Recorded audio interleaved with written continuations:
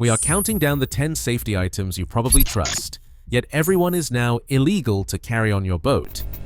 From gear you bought brand new just a few seasons ago to modern tech and old standbys hiding silent violations, each entry is a ticking time bomb for surprise fines or worse.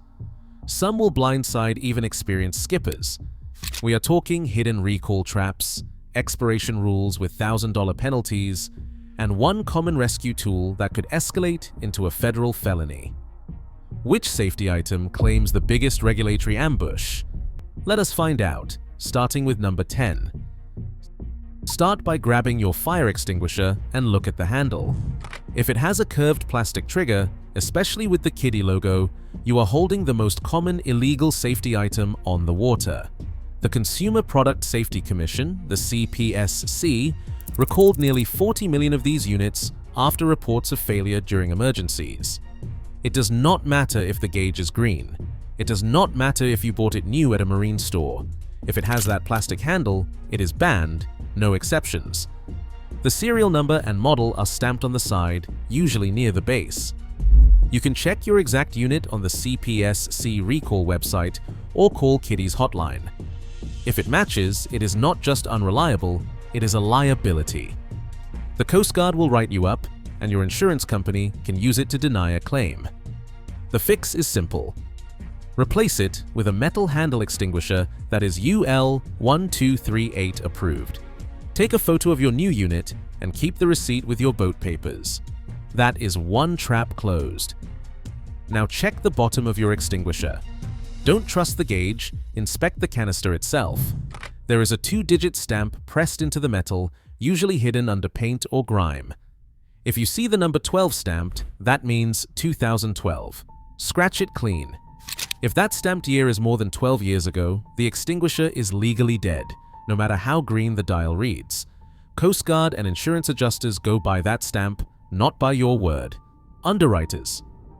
Laboratories and the National Fire Protection Association say disposable extinguishers have a fixed 12-year service life from the date of manufacture. No inspection, no recharge, just toss it. Get caught with an expired unit and you face a $250 ticket minimum. Some states push that to $2,000. The fix is simple. Buy a new UL 1238 approved extinguisher, write the purchase date on the bracket with a Sharpie, and keep the receipt in your logbook. That is how you stay legal and keep your boat protected. Now swing open the engine room hatch and look for your fixed fire suppression system. See that little inspection tag dangling from the cylinder? That tag is your entire legal defense. Inspection tag. It is not about the system itself, it is the paper trail. If the tag is not punched for this year, or if the last service date is more than 12 months old, your built-in Fireboy or Halon system is worthless to a boarding officer. Punched dates are what count. It does not matter if the bottle is full or the gauge is green. A lapsed inspection tag means you are out of compliance, and fines start at $500 and can reach $5,000 for a single missed punch. That is a cha-ching the marina gossips love to whisper about. Surveyors and insurance adjusters check the same tag. No valid punch, no payout if there is a fire. No payout. The fix is simple. Call a certified tech, schedule a recertification, and watch them punch the new date. Snap a photo for your records. One 5-minute visit and you are bulletproof for another year. Grab your flare kit and pull out every single one. Now look for the tiny stamped date on the side of each flare. Sometimes it is ink, sometimes it is pressed into the plastic. Do not guess. The law is not 4 years and it is not 3 years. The Coast Guard goes by the book. 42 months from the date of manufacture. That is 3.5 years, not a day more. Miss it, and you are holding a $250 ticket in your hand, per flare. Some officers will count every expired one, especially if you try to argue. Here is the trick they use. Find the manufacture date, then add 3 years and 6 months. If your flare says October 2022, it is expired by May 2026. UL 1123 sets. This rule, and the USCG carriage table demands 3 current unexpired pyrotechnic signals for boats under 26 feet. Old flares can stay as backups. They do not count. If you are missing even one valid flare, you are out of compliance. The fix is easy and cheap. Buy a new 3-pack, write the expiration date on the box with a fat Sharpie, and keep the receipt in your logbook. Next time you are boarded, you will be the only skipper smiling when the officer checks your kit.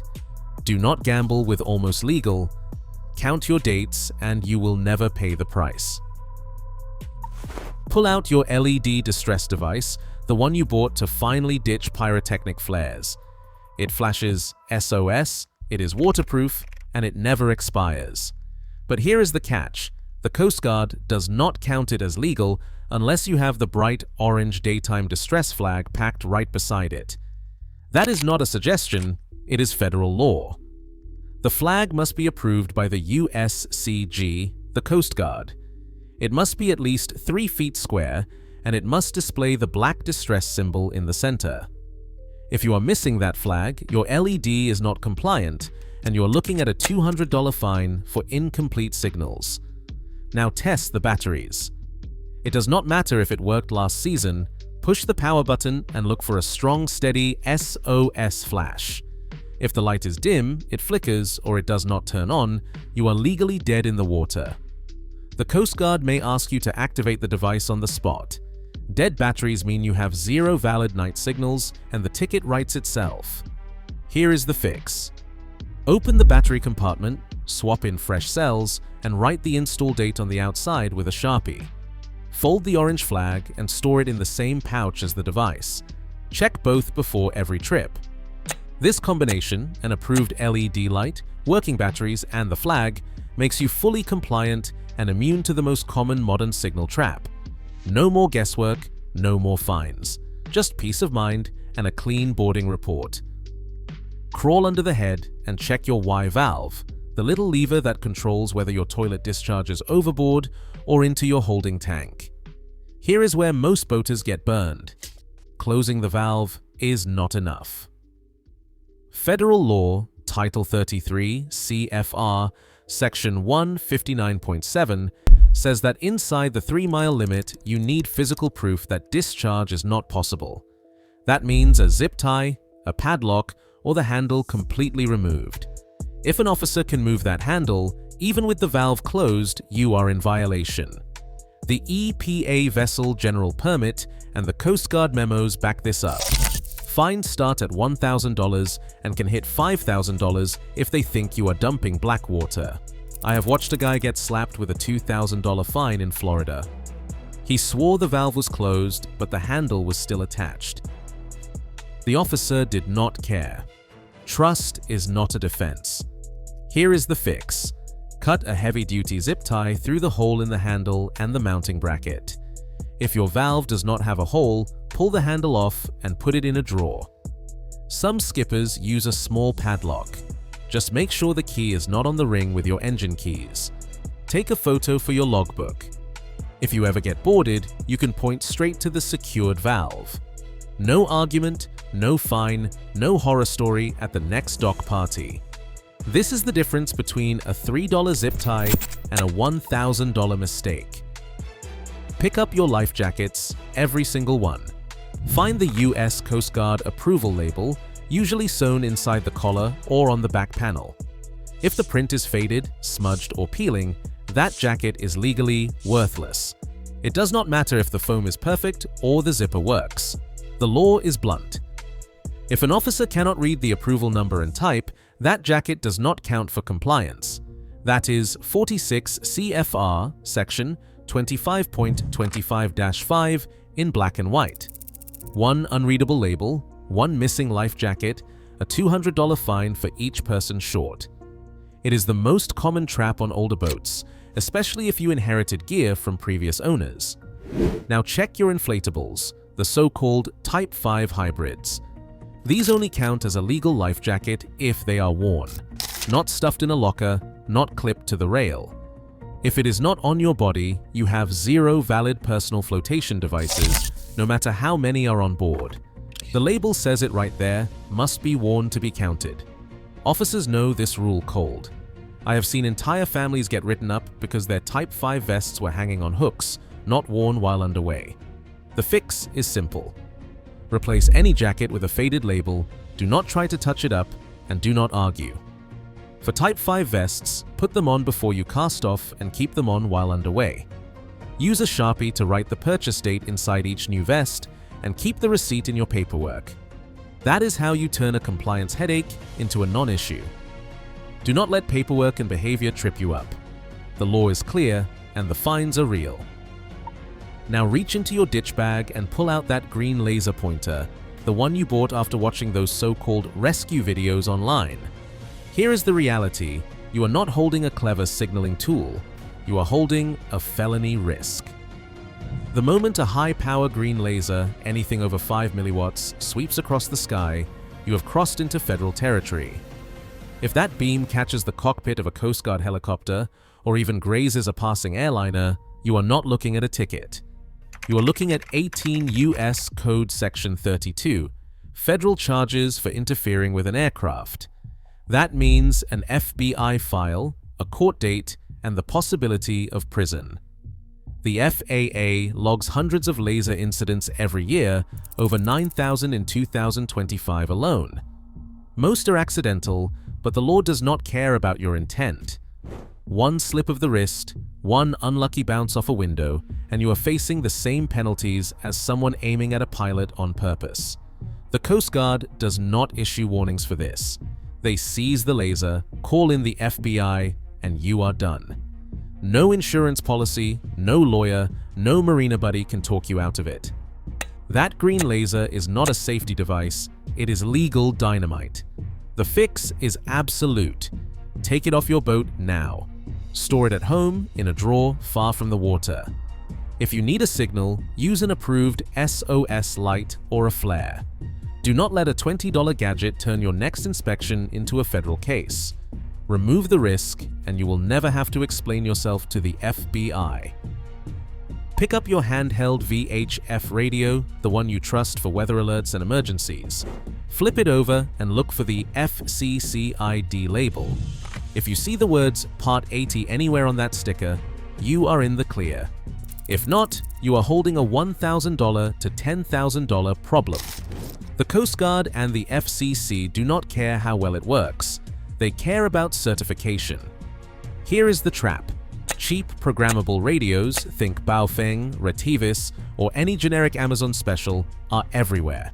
They look legit, they scan marine channels, but they are not certified for maritime use. These units are usually approved under Part 90 or Part 97, never Part 80. That means they are illegal to use on the water, even if you only transmit on Channel 16. In 2024, a Chesapeake Bay boater was hit with a $7,500 seizure for 2 Baofeng radios found during a routine boarding. The radios were confiscated on the spot, and the fine arrived a month later. That is not a scare story. It is pulled straight from FCC enforcement records. The fix is quick and painless. Go to the FCC Equipment Authorization site, type in your radio's FCC ID, and check the grant. If it does not say Part 80, it does not belong on your boat. Certified models like the Standard Horizon HX210 or the ICOM M25 have clear labels and show up instantly in the FCC database. Take a photo of the label and keep it with your boat papers. If you are ever boarded, you can prove compliance before the officer even asks. Do not let a $30 radio cost you your next vacation. Check your locker, check the label, and swap out any offenders now. That is how you stay off the FCC radar and keep your wallet safe. Walk up to your bow, kneel down, and check the registration sticker on your hull. That little square is the most overlooked legal tripwire in boating. If the month punched on that sticker is even 1 day out of date, you have just handed every enforcement officer in the country a golden ticket to board your vessel. This is not just a technicality, it is the single most common reason for Coast Guard and state patrols to stop recreational boats. In 2025, over 8,000 boardings started with nothing more than an expired state sticker. Once they are aboard, everything else in your locker is fair game. Expired flares, dead batteries, a faded label on a life jacket, it all comes out. The sticker is not just a $200 fine, it is probable cause for a full inspection. That is how a $20 oversight at the DM5 can snowball into $10,000 in fines, gear confiscation, or even your boat being towed. State agencies and the Coast Guard work together on this. In Texas alone, more than 500 annual stops cite expired registration as the first violation. The sticker is the low-hanging fruit. Officers are trained to spot them from the dock or a passing patrol boat. If you try to argue, you will lose. The rules are black and white: no valid sticker, no valid trip. Insurance companies track the same dates. If you are in an accident and your registration was expired, expect a battle over your claim. The fix is simple, and it takes 5 minutes. Grab your phone, log into your state online portal, and pay the renewal fee. Print the temporary permit if your new sticker has not arrived. Some marinas even offer on-site kiosks. Before you cast off, walk around your boat and check the month and year. If you are not sure, renew anyway. It is cheaper than the first ticket. Audit your hull before you audit your locker.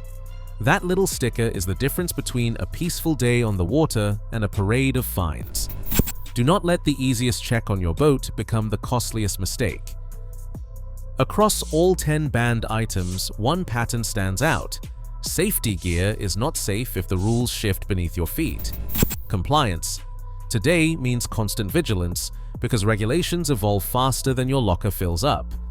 On the water, ignorance is expensive and bureaucracy is relentless. Staying legal is not about what you bought, it is about what you check. That is how you turn paranoia into power. Stay sharp, and you will always be ready.